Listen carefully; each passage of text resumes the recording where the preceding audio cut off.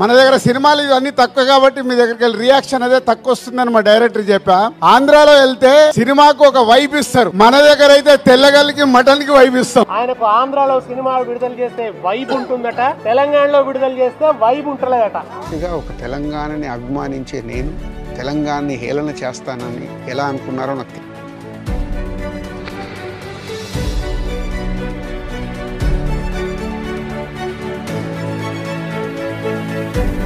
నమస్తే folks, welcome to my channel.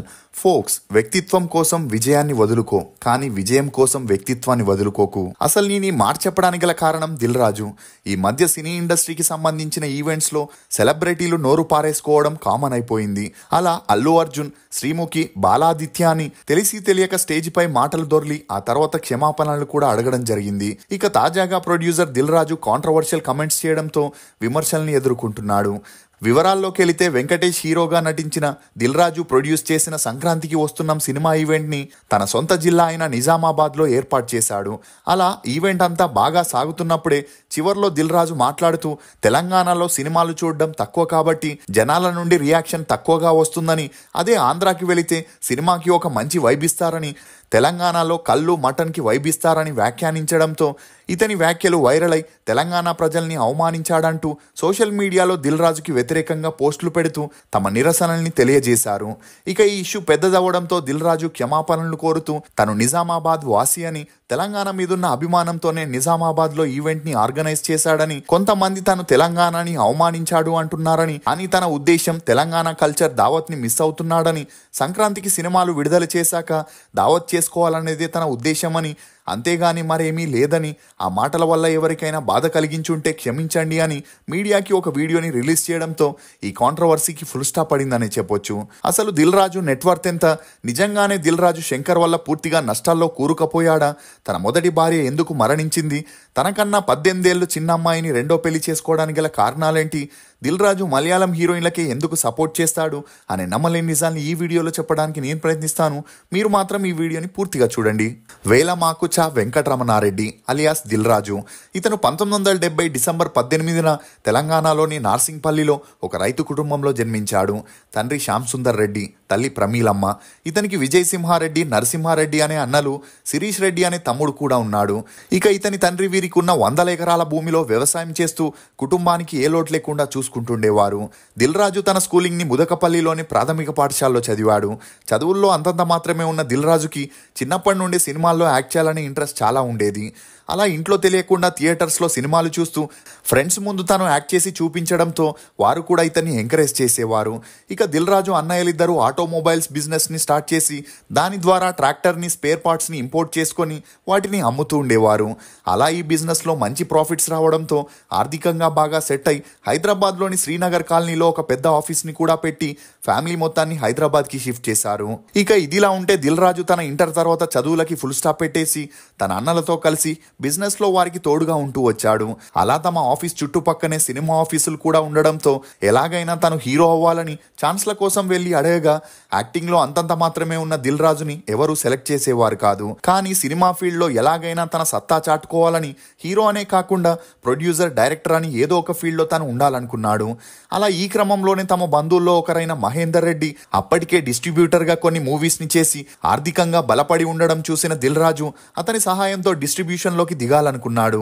ఇక అలా అతనికి అప్పటికే వయసు అవ్వడంతో నిజామాబాద్ డిస్ట్రిబ్యూషన్ బాధ్యతల్ని మహేందర్ రెడ్డి తన కొడుకుతో పాటు దిల్ రాజుకి కూడా అప్పగించడం జరిగింది. కానీ దిల్ రాజు ఇంట్లో మాత్రం మనకి తెలియని పనిలో వేలు పెట్టొద్దని, నష్టాలు వస్తాయని ఎంత నచ్చజెప్పినా అతను వినేవాడు కాదు. ఇక ఈ క్రమంలోనే దిల్ రాజు తమ బంధువుల పెళ్లికి వెళ్ళినప్పుడు అక్కడ అనిత అనే అమ్మాయిని చూడడం, వీరిద్దరికి మొదటి చూపులోనే ప్రేమ కలగడంతో 1 సంవత్సరం వరకు ప్రేమలో ఉండి ఆ తర్వాత పెళ్లి చేసుకోవాలనుకున్నారు. అలా ఇరు కుటుంబాలకి తమ ప్రేమ గురించి చెప్పగా వారు ఒప్పుకొని 1991లో వీరిద్దరికి గ్రాండ్గా పెళ్లి చేయగా వీరి అన్యోన్య సంసారానికి గుర్తుగా హన్సిత అనే అమ్మాయి జన్మించింది. ఇక అలా కొన్నాళ్ళు తమ బిజినెస్ ని చూసుకుంటున్న దిల్ రాజుకి తన మనసంతా సినిమాల వైపే ఉండడంతో భర్తని అర్థం చేసుకున్న అనిత గారు తన తండ్రి దగ్గర ₹1,00,00,000 తీసుకొచ్చి తన భర్తకిచ్చి డిస్ట్రిబ్యూషన్ చేయమని ఎంకరేజ్ చేయడం జరిగింది. దీంతో దిల్ రాజు 1995లో శ్రీ హన్సిత డిస్ట్రిబ్యూషన్ అనే కంపెనీని స్టార్ట్ చేసి మొదటిగా ప్రకాష్ రాజ్, ఊహ హీరోయిన్లుగా యాక్ట్ చేసిన అమ్మా నాన్న కావాలి అనే మూవీని డిస్ట్రిబ్యూట్ చేయడం ద్వారా తన కెరియర్ ని స్టార్ట్ చేశాడు. ఇక అలా ఆ మూవీ రిలీజ్ అయి ఫ్లాప్ అయినా కూడా ఆ వెంటనే సౌందర్య చేసిన అరుంధతి మూవీకి కూడా డిస్ట్రిబ్యూటర్ గా వ్యవహరించగా అది కూడా ఫ్లాప్ అయింది. అయినా కూడా దిల్ రాజు పట్టువదలని విక్రమార్కుడ్లా ప్రేమించింది ఎందుకమ్మా అనే మూవీని చేయగా ఆ మూవీ కూడా ఫ్లాప్ అవడంతో ₹1,00,00,000 వరకు నష్టం వచ్చింది. ఇక ఆ మధ్యలో పెళ్లి పందిరి అనే మూవీకి అప్పు తెచ్చి మరి ఎగ్జిక్యూటివ్ ప్రొడ్యూసర్గా చేసిన ఎటువంటి ప్రయోజనం లేకపోవడంతో దిల్ రాజు తన తండ్రి అన్నల సలహా మేరకు మళ్ళీ తమ బిజినెస్ పనుల్ని చూసుకోవడం మొదలెట్టాడు. అలా 3 ఇయర్స్ దిల్ రాజు ఇండస్ట్రీకి దూరంగా ఉన్న తన మనసు మాత్రం సినిమాల వైపే ఉండేది. ఇక ఫైనల్ గా తన లక్ ని ఒకసారి ట్రై చేయాలని, ఈసారి ఫెయిల్ అయితే తను ఎప్పటికీ వెళ్ళనని ఇంట్లో అందరికీ నచ్చజెప్పడంతో తన ఫ్యామిలీకి కూడా వేరే దారి లేక అతనికి సపోర్ట్ చేయడం మొదలెట్టారు. అలా ఈసారి శ్రీ హన్సిత డిస్ట్రిబ్యూషన్ ని శ్రీ వెంకటేశ్వర ఫిలిం డిస్ట్రిబ్యూటర్ గా మార్చి మొదటిగా తమిళ్ మూవీ అయిన ఒకే ఒక్కడు మూవీ తెలుగులో డిస్ట్రిబ్యూట్ చేసి నైజాంలో రిలీజ్ చేయగా ఆ మూవీ హిట్ అయి మంచి ప్రాఫిట్స్ ని తీసుకురావడంతో వెంటనే నువ్వొస్తావని, అమృత, నిన్నే ప్రేమిస్తా అనే మూవీస్ ని కూడా డిస్ట్రిబ్యూషన్ చేసి అవి కూడా హిట్ అవ్వడంతో ఆ తర్వాత 25 మూవీస్ వరకు డిస్ట్రిబ్యూటర్ గా వ్యవహరించాడు. ఇక ఇదిలా ఉంటే దిల్ రాజుని ఇంట్లో వారంతా రాజు అని షార్ట్ కట్ లో పిలవగా డిస్ట్రిబ్యూషన్ వల్ల ఇతన్ని అందరూ నైజాం రాజు అని పిలవడం మొదలెట్టారు. అలా ఆది మూవీ డిస్ట్రిబ్యూటర్గా రైట్స్ని కొనుక్కునేందుకు ప్రొడ్యూసర్ బెల్లంకొండ సురేష్ ఆఫీస్కి వెళ్ళగా అక్కడే వివి వినాయక్ని కలవడం, మాటామాటల్లో ఫోన్ నెంబర్స్ని ఎక్స్చేంజ్ చేసుకొని తరచూ కలుస్తుండేవారు. ఇక ఈ క్రమంలోనే వివి వినాయక్ తన దగ్గర మూవీ స్టోరీ ఉందని దిల్ రాజుకి చెప్పగా ఆ స్టోరీ దిల్ రాజుకి బాగా నచ్చి తనే ప్రొడ్యూస్ చేయాలనుకున్నాడు.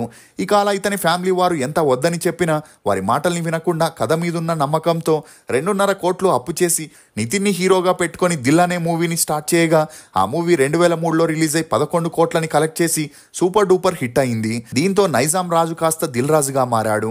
ఇక దిల్ మూవీ షూటింగ్ సమయంలో అసిస్టెంట్ డైరెక్టర్గా పనిచేస్తున్న సుకుమార్ దిల్ రాజుని కలిసి తన దగ్గర ఉన్న ఆర్యా స్టోరీని చెప్పగా ఆ స్టోరీ తనకి బాగా నచ్చి దిల్ మూవీ హిట్ అయితే నెక్స్ట్ మూవీ నీతోనే చేస్తానని ప్రామిస్ చేశాడు.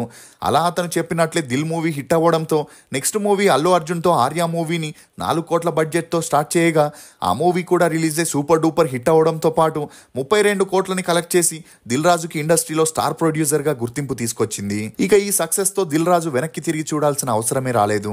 అలా భద్ర, బొమ్మరిల్లు, మున్నా, పరుగు, కొత్త బంగారు లోకం, బృందావనం అని 50 సినిమాలకి ప్రొడ్యూసర్గా చేస్తూ టాలీవుడ్లో టాప్ 3 ప్రొడ్యూసర్లో దిల్ రాజు కూడా ఒకరిగా ఉంటూ ఇప్పుడు 40 థియేటర్లకి ఓనర్గా ఉండడం గమనార్హం. ఇదిలా ఉంటే దిల్ రాజు తెలుగు అమ్మాయిలకి సపోర్ట్ చేయకుండా బయట అమ్మాయిలకి ఎక్కువగా ప్రియారిటీ ఇస్తాడనే టాక్ కూడా ఇండస్ట్రీలో ఉంది. ఎందుకంటే ఇతర భాషల హీరోయిన్లు అన్నింటికీ కంఫర్టబుల్గా ఉంటూ ప్రొడ్యూసర్, డైరెక్టర్ చెప్పినట్లు తమ పనిని తాము చేసుకుంటూ వెళ్లడంతో దిల్ రాజు తన మూవీస్లో నేహ, మీరా జాస్మిన్, శ్వేతా బసు, రెజీనా కసండ్రా, షీలా, తేజస్విని అని చాలా మంది అమ్మాయిలకి సపోర్ట్ చేశాడనే చెప్పొచ్చు. ఇక దిల్ రాజు పేరు పరుగు హీరోయిన్ షీలా మరియు తేజస్వినితో గట్టిగా వినిపించిన అది ఛాన్స్ల కోసం ప్రొడ్యూసర్, హీరోయిన్ల మధ్య ఉండే అండర్స్టాండింగే తప్ప సీరియస్ రిలేషన్ కాదనే చెప్పొచ్చు. ఇక ముఖ్యంగా సాయి పల్లవి, అనుపమ, రాశి ఖన్నాతో దిల్ రాజు తన కంపెనీలో అగ్రిమెంట్ చేయించుకొని తను చెప్పే మూవీస్ తప్ప వేరే మూవీస్ చేయకూడదనే కండిషన్ కూడా పెట్టాడని, దీంతో ఆ హీరోయిన్స్ దిల్ రాజు చెప్పినట్లే వింటూ అతని కంట్రోల్లోనే ఉంటారని చెప్పొచ్చు. అంతేకాకుండా దిల్ రాజు 1200 యూట్యూబ్ ఛానల్స్ని రన్ చేస్తూ రియల్ ఎస్టేట్, కన్స్ట్రక్షన్ బిజినెస్లతో పాటు 40 థియేటర్లు మరియు ప్రొడక్షన్ ద్వారా ఈ రోజుకి 2000 కోట్ల నెట్వర్త్ ని కలిగి ఉండి తెలుగులోనే రిచెస్ట్ ప్రొడ్యూసర్గా ఎదిగాడని చెప్పొచ్చు. ఇదిలా ఉంటే దిల్ రాజు కూతురు హన్సితకి 2014లో అచ్యుత్ అనే అబ్బాయితో పెళ్లి చేయగా వీరి అన్యోన్య సంసారానికి గుర్తుగా ఒక అబ్బాయి, ఒక అమ్మాయి కూడా పుట్టారు.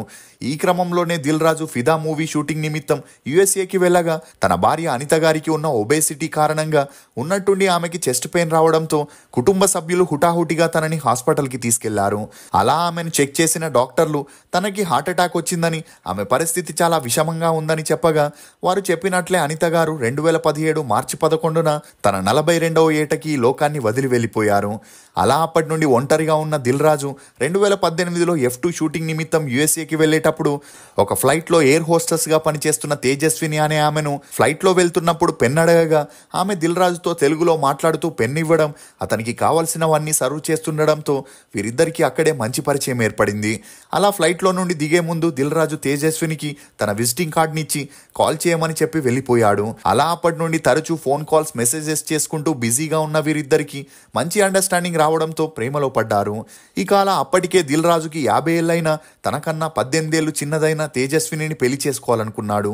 దీంతో ఈ విషయాన్ని తన కూతురికి ఫ్యామిలీకి చెప్పగా ఫ్యామిలీ వారు ఎలాంటి అభ్యంతరం చెప్పకుండా తేజస్విని మాత్రం మొదటగా ఒప్పుకోలేదు. కానీ దిల్ రాజు మరియు తన కుటుంబ సభ్యులు తేజస్విని ఎలాగోలా కన్విన్స్ చేసి ఒప్పించడంతో 2020 మే 11న దిల్ రాజు మరియు తేజస్విని గారు ఇరు కుటుంబ సభ్యుల సమక్షంలో ఒక గుడిలో పెళ్లి చేసుకుని ఒకటయ్యారు. అలా పెళ్లి తర్వాత తేజస్వినిగా ఉన్న తన పేరుని వైగారెడ్డిగా మార్చడం జరిగింది. ఇక వీరి అన్యోన్య సంసారానికి గుర్తుగా ఒక అబ్బాయి కూడా జన్మించాడు. అలా అప్పటి నుండి అన్ని బాగా సాగుతున్నప్పుడే తను ప్రొడ్యూస్ చేసిన పాగల్, 101 Jillala Andagadu, Oridevuda, rowdy boy, thank you, Varisu, Shakuntala, family star అనే movies back to back release అయి ఫ్లాప్ అవడంతో దిల్ రాజు చాలా వరకు నష్టపోవాల్సి వచ్చింది. అయినా కూడా డైరెక్టర్ శంకర్ మీదున్న నమ్మకంతో రామ్ చరణ్ని హీరోగా పెట్టుకొని గేమ్ చేంజర్ మూవీని చేసి అప్పటి వరకు అయిన నష్టాన్ని భర్తీ చేయాలనుకున్నాడు. దీంతో తన కెరియర్లోనే 400 కోట్ల హైయెస్ట్ బడ్జెట్తో ప్రొడ్యూస్ చేయగా ఆ మూవీ 2025 జనవరి 10న భారీ ఎక్స్పెక్టేషన్స్ మధ్య రిలీజ్ అయి మొదటి రోజే 180 కోట్లని కలెక్ట్ చేయగా రెండో రోజు 70 కోట్లని కలెక్ట్ చేసింది. అంతేకాకుండా ఈ మూవీ ఓటీటీ రైట్స్ని అమెజాన్ ప్రైమ్ 120 కోట్లకి సొంతం చేసుకోవడంతో దిల్ రాజు కొంతవరకు సేఫ్ సైడ్లోనే ఉన్నాడని చెప్పొచ్చు. ఇక అలా గేమ్ చేంజర్ మూవీ మిక్స్డ్ టాక్ని తెచ్చుకొని దూసుకెళ్తుంటే దిల్ రాజు నిర్మించిన మరో మూవీ సంక్రాంతికి వస్తున్నాం కూడా హై ఎక్స్పెక్టేషన్స్తో జనవరి 14న రిలీజ్ అవ్వబోతుంది. దిల్ రాజు ప్రొడ్యూస్ చేసిన సినిమాల్లో మీ ఫేవరెట్ ఏదనేది కమెంట్ సెక్షన్లో తప్పకుండా తెలియజేయండి. ఫోక్స్, కష్టపడాలన్నా ఈ క్షణమే, ఆనందించాలన్నా ఈ క్షణమే. ఎందుకంటే నిన్న అనేది నీది కాదు, గడిచిపోయింది కాబట్టి. రేపు అనేది కూడా నీది కాదు, ఏం జరుగుతుందో తెలియదు కాబట్టి. ఇది ఫోక్స్ దిల్ రాజు గురించి కొన్ని నమ్మలేని నిజాలు. ఈ వీడియో మీద మీ అభిప్రాయాన్ని కమెంట్ సెక్షన్లో తప్పకుండా తెలియజేయండి. మేము చేసిన ఈ వీడియో మీకు నచ్చినట్లయితే ఒక లైక్ ద్వారా మీ సపోర్ట్ని మాకు తెలియజేయండి. For more interesting videos please subscribe to CR voice. Thank you.